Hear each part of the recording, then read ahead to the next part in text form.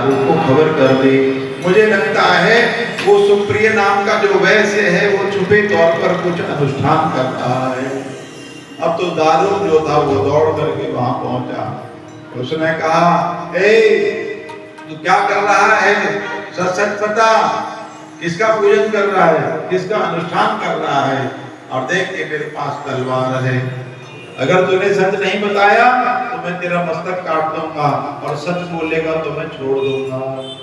अब तो सुप्रिय नाम के वैश्य ने नेत्र बंद कर लिए, महादेव को याद किया, हे महादेव, अब तो मेरा प्राण जो है संकट में है, अब मैं आपके ही आश्रय में हूँ, अब आप ही मेरी रक्षा कीजिए।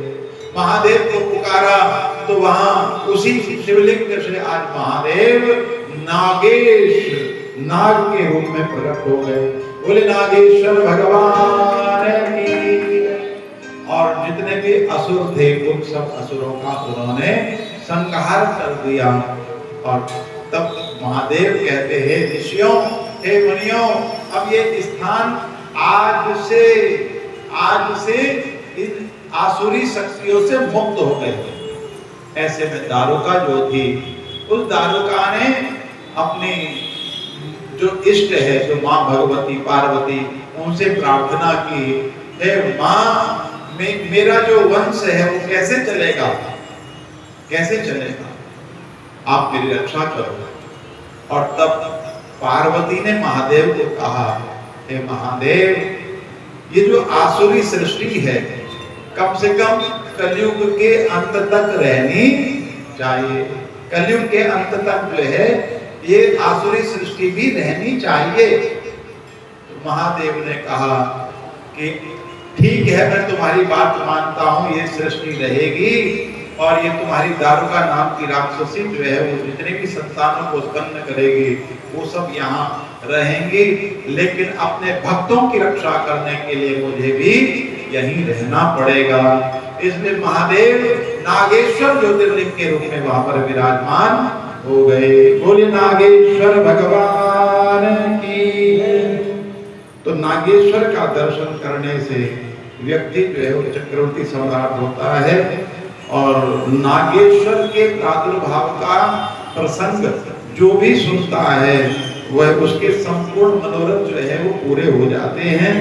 नागेश्वर का दर्शन करने के लिए गुजरात में गोमती द्वारका से ईशान कोण में 12 मील की दूरी पर, अब देखो यहाँ भी दो की चर्चा है कि एक तो गुजरात में और दूसरा आंध्र प्रदेश के दक्षिण हैदराबाद के औढ़ा ग्राम में, और एक तीसरा और बता रहे हैं अल्मोड़ा से 17 मील पर स्थित जो जागेश्वर है उसको ही नागेश्वर जो है ज्योतिर्लिंग के रूप में माना जाता है। तो देखो नागेश्वर ज्योतिर्लिंग जो है वो भी 3 बताए महाराज। बोलिए शंकर भगवान की। अब 2 ज्योतिर्लिंग की और कथा है। तब तक जिनका आज पूजन होना है अपने अपने सामान को सजा लो, दीपक बना लो, हाँ, तब तक जो है अपना सामान सजा लो, क्योंकि जैसे